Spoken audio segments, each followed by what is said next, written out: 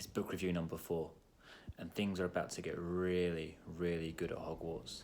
This is one of my favourite books in the series, Harry Potter and the Goblet of Fire.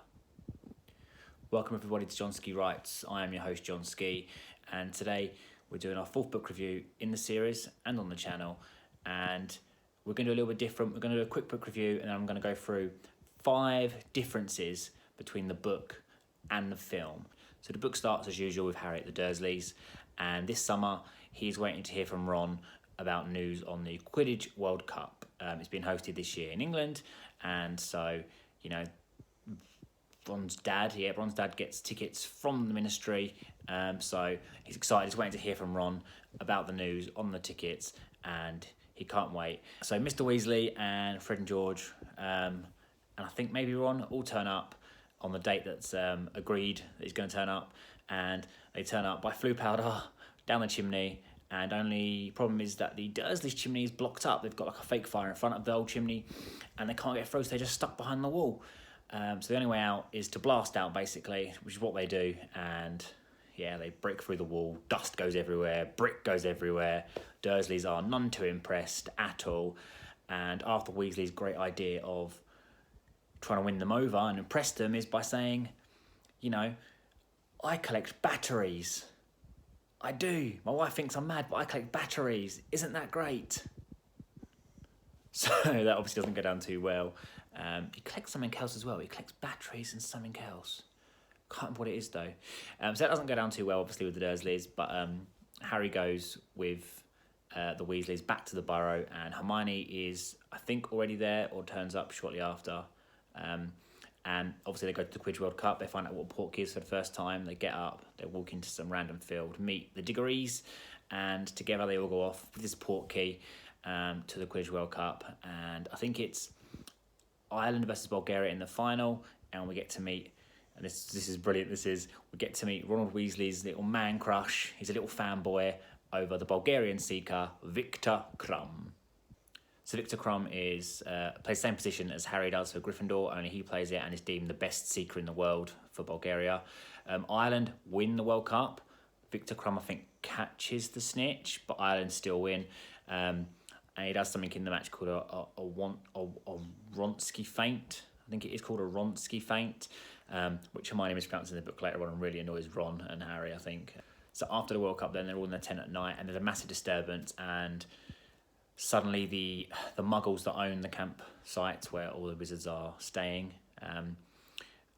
start flying through the air, and Lord Voldemort's Death Eaters appear in masks and cloaks and start attacking tents, setting them on fire, causing mayhem. So everyone flees, and they're all told to go in the woods and wait quietly in groups.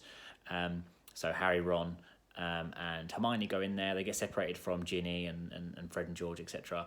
And all the adults, the people who work at the ministry, they go off to sort of try and sort out the Death Eaters.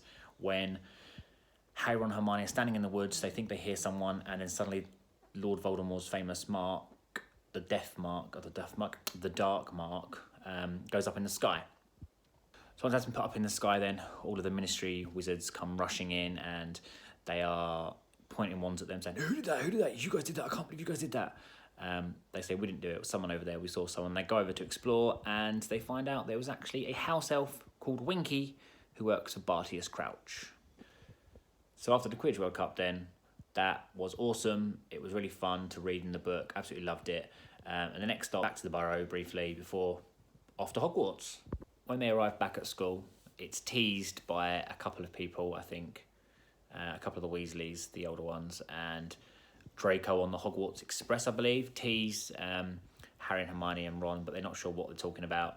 And it turns out that this year they're bringing back a famous tournament called the Tri-Wizard Tournament, where 2 other schools, along with Hogwarts, compete. And this year it's being held at Hogwarts. It's not been held for 100 or some odd years, but they're going to bring it back. And there's no Quidditch this year. Quidditch is cancelled because this tournament takes up priority through the year. And there's 2 other schools taking part in it, as I say, and they're coming to visit and stay at Hogwarts, and they bring a few students with them to take part, or to attempt to take part, and one is chosen. And the schools are Durmstrang, and I can't say the other school. I think it's Beatons, something like that. Anyway, and the teachers in charge of them schools are Viktor Karkaroff, potentially, I think, who is a ex-Death Eater, and the half-giant, who refuses to admit she's a giant later on in the book to Hagrid, is Madame Maxine, and they are the leaders of the schools. And yeah, the Triwizard Tournament is happening this year at Hogwarts, and it's very exciting. So Dumbledore makes the announcement then that only people over 17 for their safety, because the challenges, are really challenging, and they don't want people to die and get seriously maimed and injured. So they're going to put an age circle around it, or an age line around it in a circle around the tournament. So only people over 17 can enter. No one can fool it. Fred and George try, and they're friendly Jordan, but it doesn't go down too well.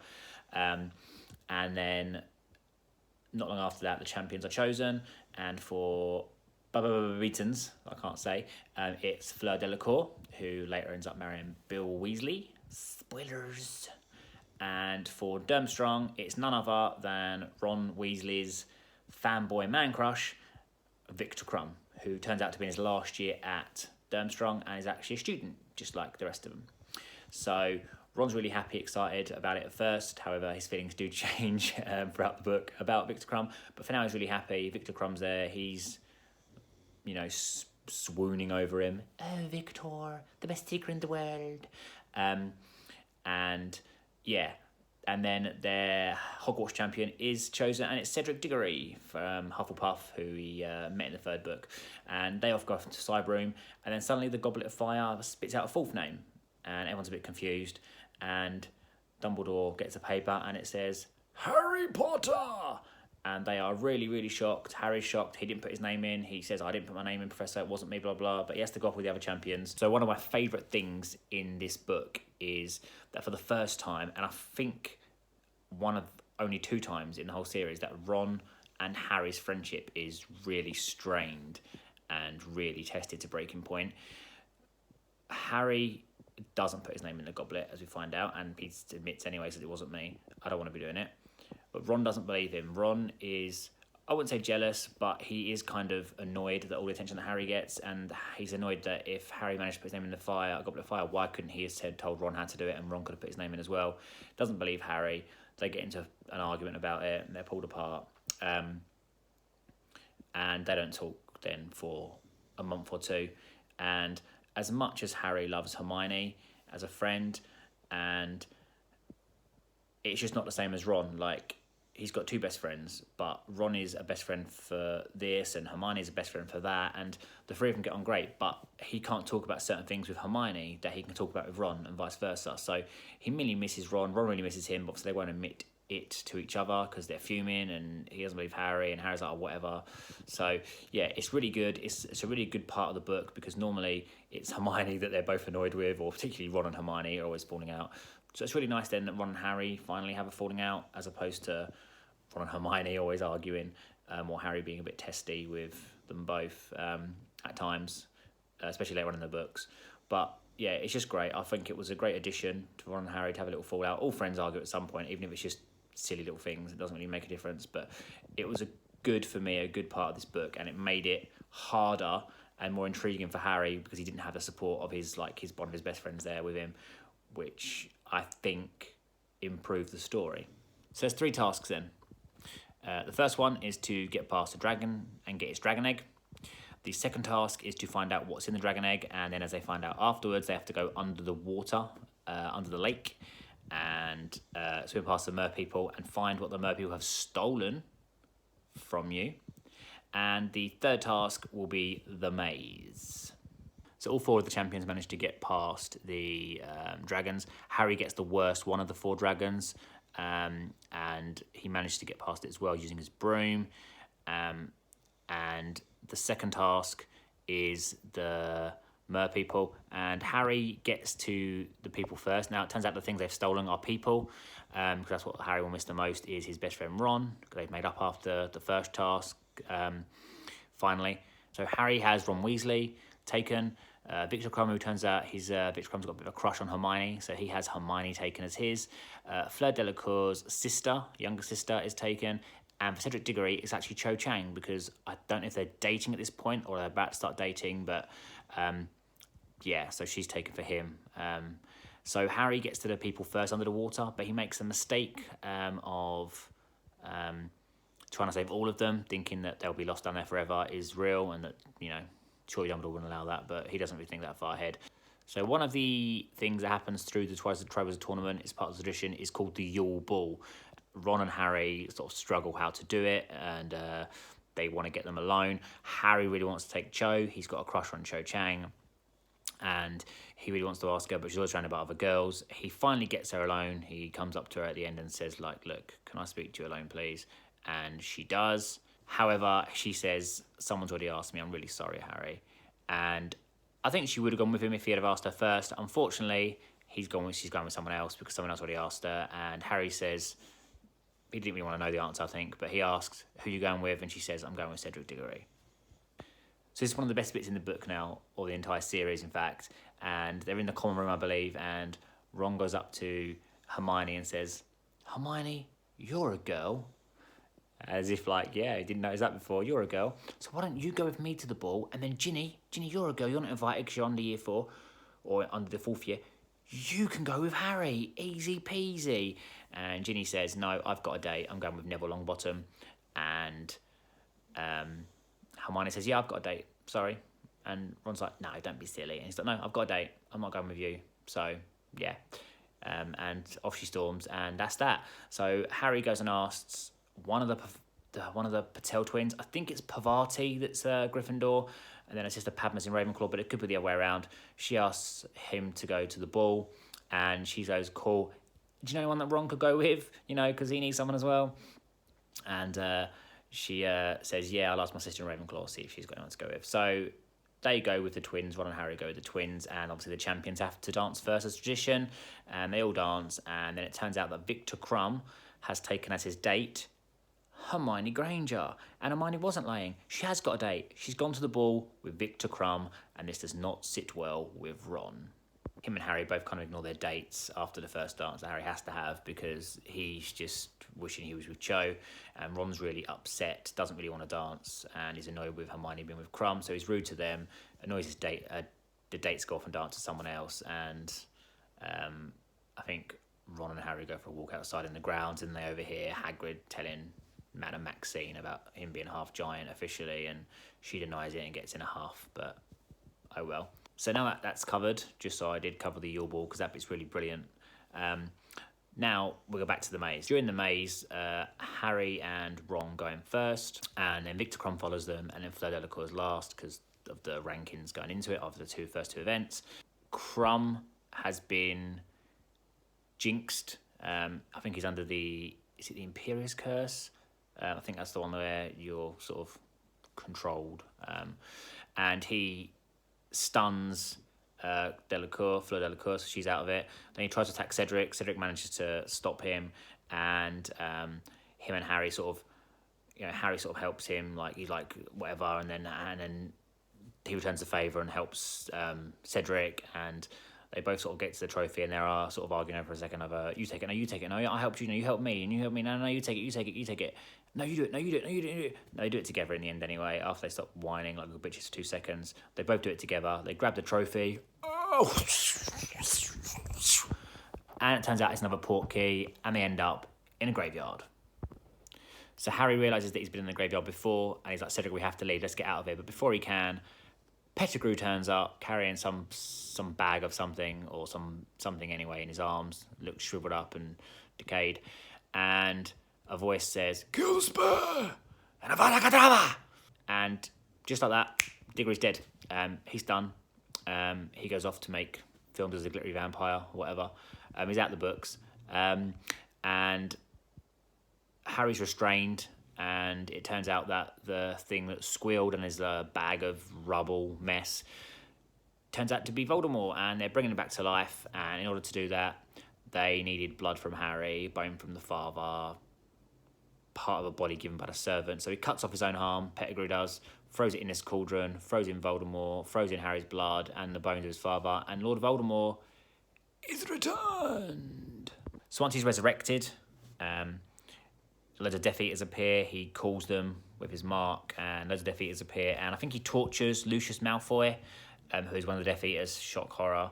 I think he tortures him and says, like, you didn't come and try and get me. And he's like, oh, if I had seen a sign, there was a sign. I was everywhere. And a lot of people obviously are not there. And he goes for a roll call, and some people died, honourably. Some people were in prison. And you guys, should be here earlier and saving me, blah, blah, blah. And he goes on a bit of a rant, and he goes, oh, Harry, I almost forgot you were there, or something to that extent. And he lets Harry down. He says, we're going to bow. He makes Harry bow because he doesn't want to, and they're going to duel to the death. But Harry hides. So Harry decides he doesn't want to die, like cowering. He wants to die like his parents did, brave and strong. So he jumps out from behind, and they do fight, and their wands lock in something called Prior Incantatum. So yeah, their wands lock, and previous spells from the wand of Voldemort start coming out, and it's all the people he killed. First, the Cedric Diggory was killed with his wand, even though Pettigrew did it. Then there is the guy from the very beginning of the book, which I didn't mention. He's just a housekeeper, and he sort of looks over the old Riddle house that where Voldemort was staying and hiding. Out comes Harry's parents. So that's a bit of a shock to him, and they talk to him, and Cedric says, take my body back. And his parents say, we'll guide him, we'll stop him, you get the trophy and get back home. So he lets go of the spell, grabs Cedric's body, Accios the tournament trophy, not the tournament, so Accios the trophy, and he goes back, and he lands on the ground. There's a big cheer at first, and everyone suddenly realises, damn it, Cedric's dead. Dumbledore's obviously one of the first people on the scene, and Harry tells Dumbledore, he's back, Voldemort's back, he killed Cedric asked him to bring his body back. And Professor Moody takes him off to his office. I think Dumbledore's with Cedric's dad or with Cornelius Fudge or someone, and Moody takes Harry back to his office to make sure he's okay. Moody starts questioning about the Dark Lord and the graveyard and who was there and what happened and was he forgiven, would do this. And then Harry sort of realises, what's going on, Professor? And Professor Moody turns out to be not Professor Moody. And it turns out he's been taking Polyjuice Potion all year. He's actually in disguise. He is a Death Eater that was assumed to be dead in Azkaban. But turns out it's not dead. And Dumbledore, Snape, and McGonagall come in. They end up getting him Veritaserum, which is a truth potion. And he turns out to be Bartius Crouch Jr. Turns out Professor Moody's locked in a trunk in the corner. Has been all year.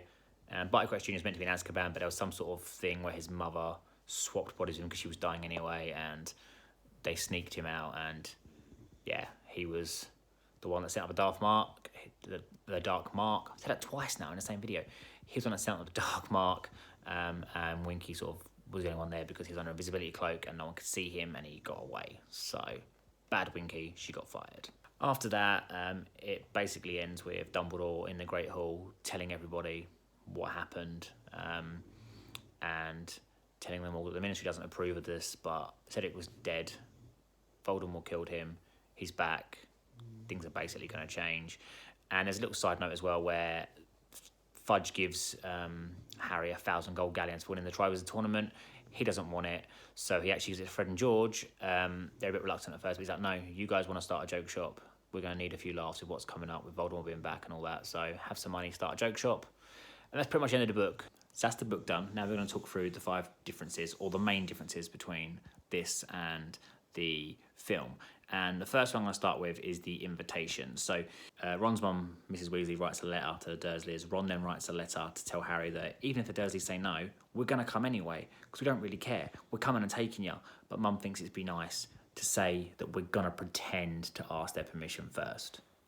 Obviously, it's not through sailing because obviously they turn up and they blow the thing up, and then Arthur Weasley offers to shake Mr. Dursley's hand and he refuses. He's like, you've just blown up my living room. I ain't shaking your hand, mate. So it doesn't go down smooth sailing, but I do like that. I think it's quite funny that Miss Weasley pretended to be nice, and Ron's like, we're going to come and get you anyway, and then it turns up and it all goes to hell. Number 2 is the exclusion of Ludo Bagman. But yeah, he is in this book, and he's quite an important character in this book. All the way through, he's offering Harry help. He has some good scenes where he is being sort of followed around by goblins because he's bet them money and he can't pay it back. And he tries to pay it back in goblin money, which disappears instantaneously, sort of like after you've used it. So yeah, and he's bet Fred and George as well all the way through, and he can't afford to pay them back, so he hasn't got the money. So he's quite a good character in this. I can't remember his exact job title. It's something to do with sports or something in the wizarding world because he's a former Quidditch player, one of the best. So, yeah, but I thought he's a really good character in the book. One of my favourites actually in the book, and he wasn't in the film at all. Number 3 is House Elves and Spew. SPEW, I have no idea what it stands for. I can't remember. It's something about elf liberation or something. But Hermione finds out that Winky is now living at Hogwarts after being fired. And also working there is Dobby, the free elf, who's actually getting paid now to work there. It turns out that all the Hogwarts cleaning, obviously Filch is the caretaker, but all of the cleaning of the dorms and all of the food and all that gets prepared and made up and stuff is all done by the house elves in the kitchen. And they all work there rather than working for individual house families. And Winky and Dobby now work there. Winky's ashamed because she got fired, although it wasn't really her fault. And Dobby is now getting paid. I think he's getting paid a really small amount and some clothes or something that Dumbledore gave him. But he's really happy. But Hermione decides it's not right. They deserve rights, the same as wizards. And she's going to start Spew to try and liberate them and get loads of members. And no one's really interested. Number 4 is sort of tied in with number 3. And it's Dobby's exclusion. Dobby, I don't think is in the 4th book. He's in the 4th film. But in the 4th book, he's in it quite a few times. So, as I mentioned earlier, in the film, Neville Longbottom gets gillyweed from Professor Moody, or gets the idea from Professor Moody, to give to Harry so he can get gills and swim underwater, doesn't die underwater. In the book, Harry falls asleep in the library. He's up all night. Ron and Hermione have been taken, doesn't know where they are. And he falls asleep in the library. He's not going to work out how to swim underwater. He's going to fail the challenge.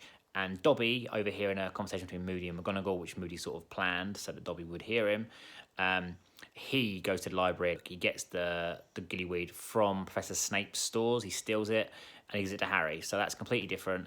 And again, it's because Dobby was excluded from the film. So obviously they had to sort of work another way around it. So they gave the line to Neville. And 5 is another funny one and one of the funniest bits again in the book. Ron obviously struggles. At first, he's really happy Victor Crumb's at Hogwarts. He loves Victor Crumb. He's a fanboy. Victor Crumb, get your face on my pillow. Then with the whole thing with Hermione, he gets really jealous. Number 5 is the autograph. Crumb has asked Hermione to write to him in the summer, and he's just spoke to Harry, and him and Hermione are just friends. Nothing like that, because there's an article written in the book about how them two were meant to be a couple and whatever. But he says, no, we're just friends. I'm glad that you like Hermione. I'm glad you're happy or whatever, blah, blah, blah. Anyway, as they're leaving, they're finally going off, and Ron decides this is the perfect moment to make a fool of himself again, even if to only a few people. And he says, can I have your autograph? And I think it's brilliant. It brings it full circle. It goes fanboy, jealous to fanboy. It brings it right the way around. It's absolutely a perfect moment. Right at the end of the book, all the stuff has just happened with the death and the return of Voldemort. And it looks like it's going to be negative. That just added a bit more comedy element to it. For me, Fred and George are seen as a comedy element, which is kind of annoying because they are great characters, but they're just so funny and have so many good things that they are seen as sort of a comedy element. But I think people overlook Ron's comedy moments. I know he's not trying to be comical here. It's just funny for funny's sake. But I really like how this character was written in this book, especially in this scene, the fight with Harry, the fanboy to the jealousy of Hermione and Crumb, although he won't admit it because he don't admit that he likes Hermione yet. And then it goes back to the fanboy again at the end. I think it's absolutely brilliant. I think Ron is one of the best characters in the 4th book, even though he doesn't particularly have a lot he's not a lot of big scenes like with the wizard chess in the 1st book, etc. and that. But yeah, I think it's absolutely brilliant. So number 5 is the autograph of him asking the autograph of Victor Crumb, which is absolutely brilliant. Here we go. Let's rate the book then. So again, all the rankings are stupid and they're not serious. So this one is going to be Harry Potter and the Goblet of Fire is Triwizardous. It is absolutely Triwizardous. So thank you very much for watching. The next one, obviously, in the series review is Order of Phoenix, which will be in a couple of weeks' time. Before then, however, I think my book cover is actually going to be coming out. So my book cover is going to be revealed in a couple of weeks' time. I'm not sure exactly yet, but on the date, but it is, I think, at the end of February. So around about then. So make sure you've subscribed, ring the bell, like the video, just so that you get notified when that comes out. I'll be doing a book reveal cover because I spoke to the publisher and they said I can do it, and I'm so excited. Got it all planned. Remember the clue? Catchphrase. And you'll be able to check out the official book cover of Seth Bronx and the Coathanger Killer. So that is all then from this video. I hope you like the book review. I hope you're excited about the book cover coming out very soon. As my Italian friends say, ciao for now.